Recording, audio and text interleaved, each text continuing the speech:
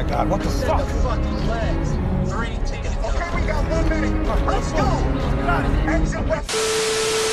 Oke, selamat datang lagi di channel IC Film. Jadi hari ini kita akan membahas film Wrath of Man tahun 2021. Ini adalah film terbaru yang dimainkan oleh Jason Statham, dimana ini adalah artis favorit gue karena dia keren banget, bor. Intinya gue suka aja lah kalau dia main film. Oke, gak usah basa-basi lagi ya, kita langsung mulai saja rangkuman ini. Mari support channel ini dengan cara subscribe, like, komen, dan share. Terima kasih telah mendukung channel ini dan mari kita mulai. Dimana ini adalah film yang menceritakan tentang balas dendam seorang pria yang diberi julukan H, dimana itu diperankan oleh Jason Statham, yang sebenarnya dia punya nama lain di film ini, cuman sebut saja H atau H. Kita sebut saja H ya.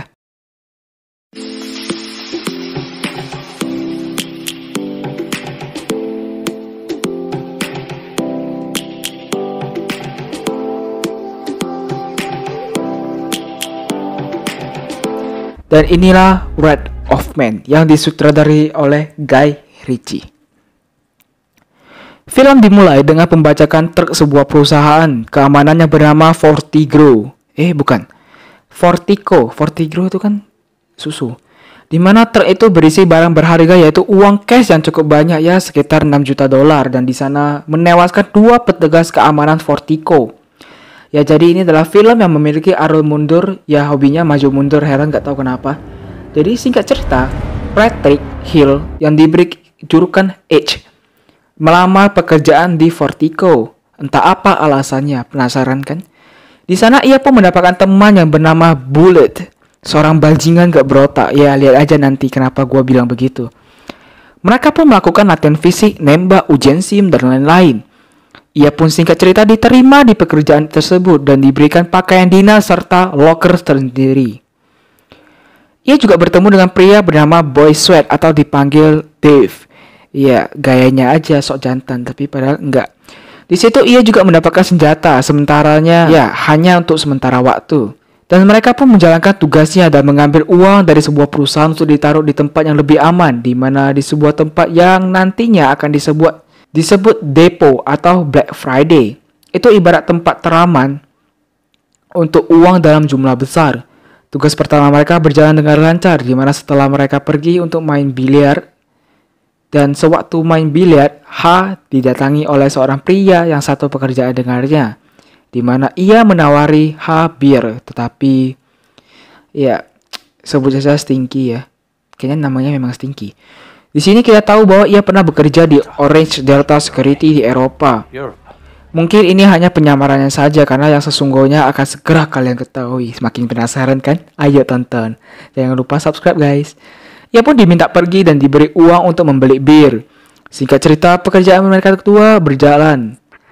Akan tetapi terjadi masalah kepada Bullet yang ditahan oleh para pencuri yang ingin mendapatkan uang di dalam truk Fortico. Listen to me, ladies. If you want to see your girlfriend again, you'll do exactly as I said. Awalnya Dave sempat menolak dan ingin pergi dari sana dan meninggalkan Bullet sendirian. Akan tetapi setelah mendengar H berkata, ia pun mengikuti H.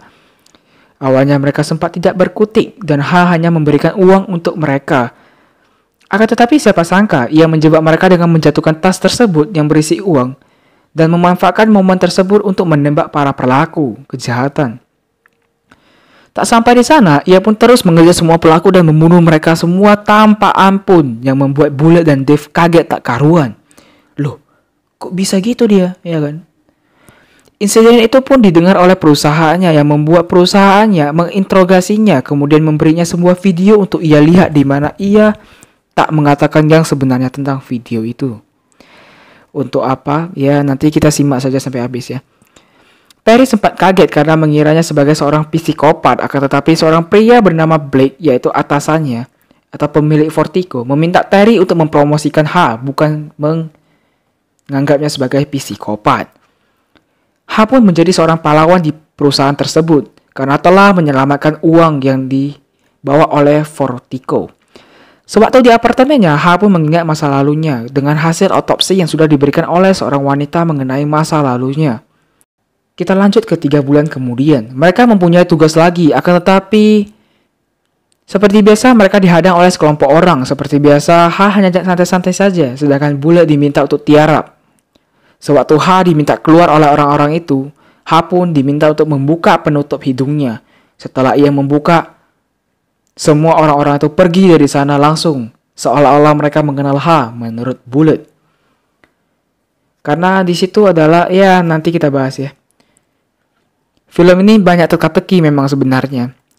Setelah dari sana, ia diajak Dana Curtis untuk minum, sedangkan Bullet dan Dave membicarakan Ha karena mereka merasa ini aneh, seolah orang-orang tersebut mengenal Ha, di mana ia seolah-olah adalah roh jahat yang berkeliaran. Di lain sisi, ternyata mereka ya, si Ha sama si Dana. Setelah itu, Dana diinterogasi oleh Ha dengan sangat kejam, yaitu dengan pistol, di mana itu mengenai uang yang dicuri Dana. Tujuannya hanya untuk mencari tahu masa lalunya yang kejam dan pahit, yang membuatnya mempunyai dendam. Kita kembali lagi ke 5 bulan sebelumnya. Kita diperlihatkan Ha bersama anaknya yang bernama Doggy, bukan anjing ya. Dimana sebelum pergi, ia menelepon Mike dan Mike berkata mereka harus memantau langsung truk-truk Vertigo. Mike ini adalah orang-orang tadi yang di film di rangkuman selanjutnya sebelumnya takut ketika melihat Ha. Dimana Ha diminta untuk mengawasi Vertigo. Ya awalnya gua ngira ini hanya akal-akalan Mike saja yang ingin menjebak Ha, cuman kita tengok saja. Di situ ia juga mengatakan tidak ada bahaya di sana. Tanpa ia sadari di sana ada bahaya. Di situ ia pun mengajak anaknya Doggy membeli burrito yang ia pun ditinggal di dalam mobil sendirian. Sedangkan Ha sambil memberi burrito, ia pun mengawasi gerbang Vertigo untuk melihat truk yang keluar. Di mana di sana adalah kejadian nyata dari video yang ditunjukkan atasan Ha kemarin. Terjadilah pembajakan truk tersebut di mana karena ayahnya tidak menjawab teleponnya karena sedang bertelepon dengan Mike, ia pun keluar dan diminta untuk tiarap. Akan tetapi sewaktu ia ingin kembali, ia pun melihat anaknya ditembak mati oleh seorang pembajak bernama Jen. Intinya gue kesel banget tengok mukanya. Karena panik, ia pun bergegas menghampirinya. Akan tetapi ia malah ditembak berkali-kali. Untungnya ia berhasil melihat wajah pelaku tersebut yang bernama Jan. Dan inilah tujuan sebenarnya dia, yaitu membalaskan dendam kematian anaknya. Karena ia selamat dari kejadian tersebut, ketika ia sadar, ia pun mencari tahu siapa orang-orang yang membunuh anaknya dan menembak dirinya. Mike dan yang lainnya merasa bersalah dan mereka pun melakukan pertemuan untuk mencari tahu tentang orang-orang itu. Singkat cerita, usaha mereka tidak pernah menghasilkan sesuatu yang positif. Dan mereka telah membunuh banyak orang untuk mencari siapa pelaku sebenarnya. Dan juga telah menghabiskan banyak uang untuk membayar orang-orang yang tidak bersalah. Ia sempat mendapatkan petunjuk yaitu Gashi bersaudara dari seorang pria. Akan tetapi tidak menemukan petunjuk sama sekali. Mike pun mengatakan yang sebenarnya kepada bosnya bahwa ini sia-sia, tidak perlu melanjutkan ini lagi. Di situ, Ha pun pindah ke London dan menyamar dengan memasukkan identitasnya dengan bantuan Kirsty, yaitu cewek yang memberikannya kertas waktu itu, ya laporan. Di situ ia meminta data laporan koroner yang kemarin diberikan di rangkuman menit-menit sebelumnya. Dan kembali lagi seperti scene di awal, dia melamar pekerjaan di Vertigo dan mencari tahu semua orang apa ada yang terlibat. Dan kita kembali lagi ke kamar Ha yang membayangkan masa lalunya. Ini lengkap nih. Dimana itu adalah fakta pahit masa lalunya yang ia bayangkan. Sedangkan di sisi lain kita diperlihatkan sekelompok orang, di mana kelompok itu adalah orang-orang yang membajak kemarin dan membunuh Doggy dan menembak Ha. Ya jijik gua nengok si Jen.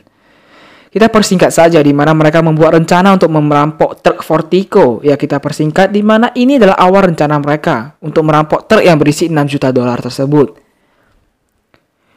Di mana pada kala itu mereka tidak diizinkan membunuh sama sekali. Akan tetapi si bangsat ini gak tahan. Ia pun membunuh mereka karena ada petugas yang melawan. Tidak sampai di sana, ia pun membunuh Doggy yang tidak bersalah sama sekali. Padahal itu anaknya si Ha. Itulah salah milih lawan dia. Tidak sampai di sana saja, ia juga membunuh Doggy anaknya si Ha. Dan kemudian menembak si Ha. Singkat cerita, kita kembali lagi ke masa depan yaitu 5 bulan kemudian.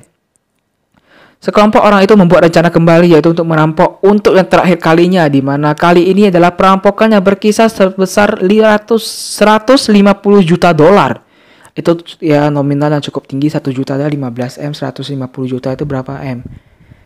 Triliunan untuk dibagi dengan mereka.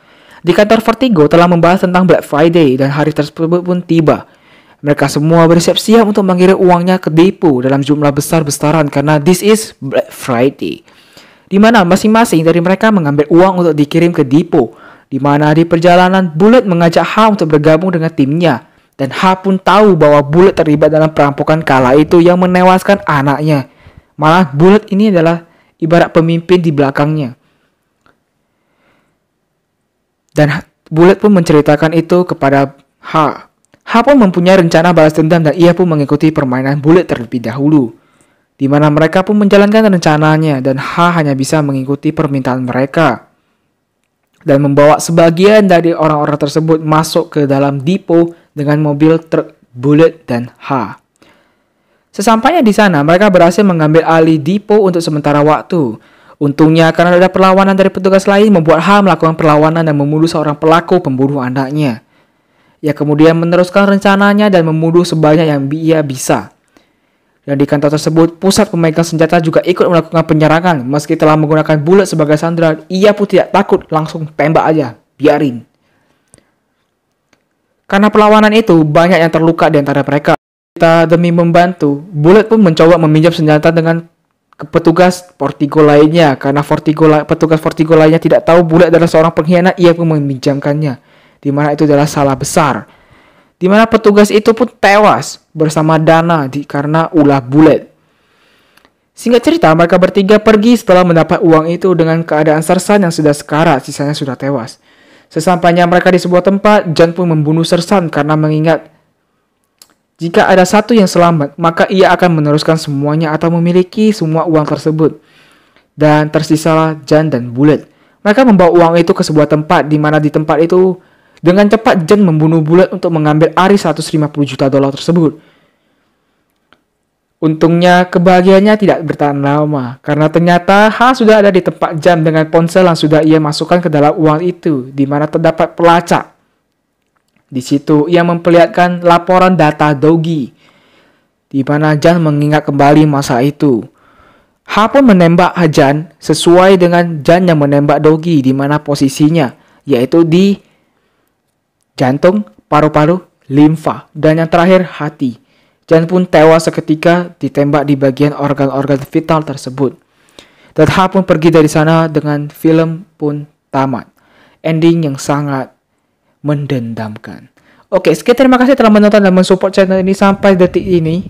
Terima kasih, jangan lupa untuk klik tombol subscribe, like, comment, dan share. Terima kasih banget yang telah mendukung channel ini. Semoga channel ini semakin besar atas dukungan kalian. Mohon bantuannya ya kawan-kawan.